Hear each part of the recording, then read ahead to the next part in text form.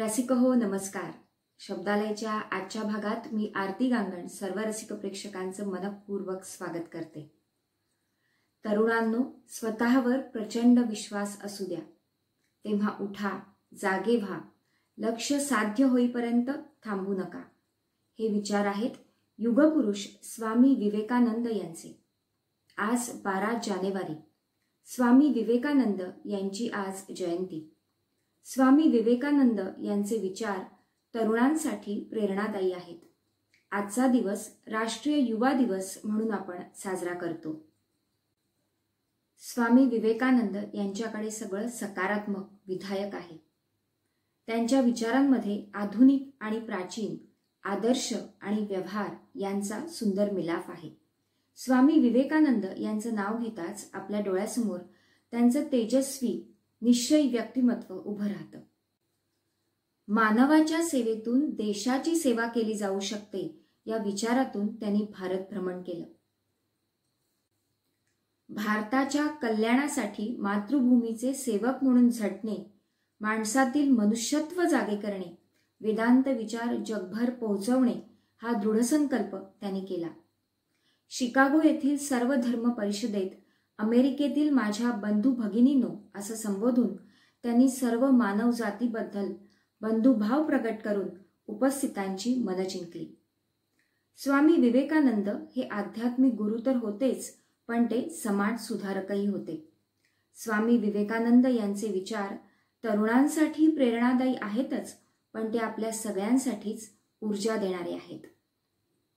आज स्वामी विवेकानंद यांच्या जयंतीनिमित्त त्यांच्या विचारांचं आपण स्मरण करूया.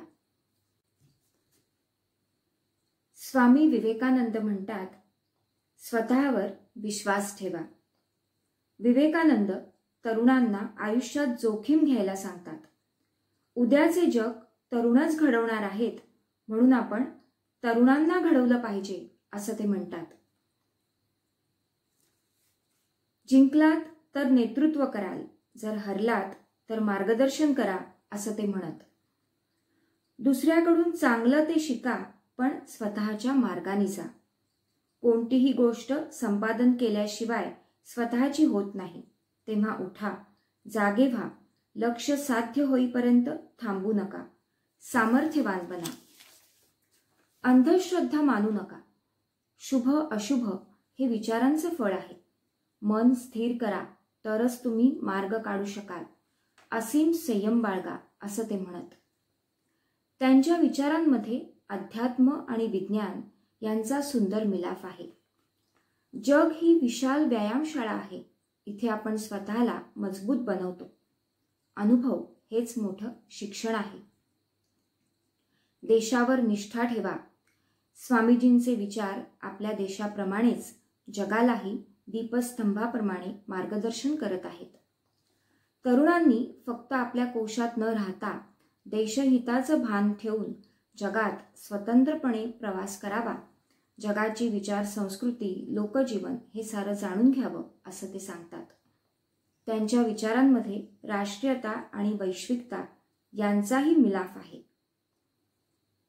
विवेकानंद म्हणतात, ज्या शिक्षणाने माणूस जीवनात आपल्या पायावर उभा राहू शकतो तेच खरं शिक्षण.